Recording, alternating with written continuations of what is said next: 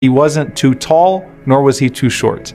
His skin was not too light, nor was it too dark. He was azhar al-lawn. He had a bright skin color, but at the same time, the Prophet ﷺ was not pasty white. His face was not too round, nor was it too narrow, but it was closer to being round, sallallahu alaihi wasallam. And Ma'bad radiallahu anha says that the Prophet ﷺ's eyes had a perfect contrast. The black was exceedingly black in his eyes, and the white was exceedingly white.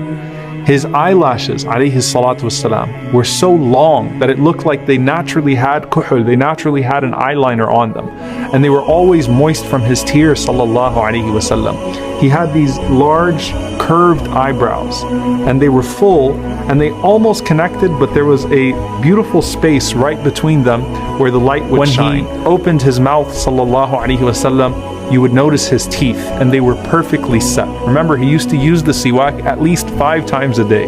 So his teeth, alayhi salatu wassalam, were described as white as hailstones. And his mouth, alayhi salatu wassalam, was wide. And he's described as having a perfect articulation. His words were crisp. You could hear everything he said, sallallahu alayhi wasallam.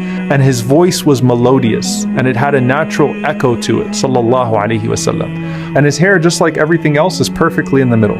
It wasn't too straight, nor was it too curly. Then you come down to his neck.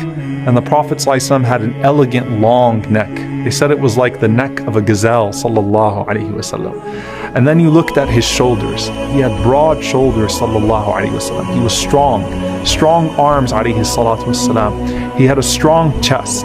And even until the date of his death, his stomach never extended beyond his chest, sallallahu alayhi wasallam. So he maintained his weight, alayhi salatu wasalam, and he maintained his fitness.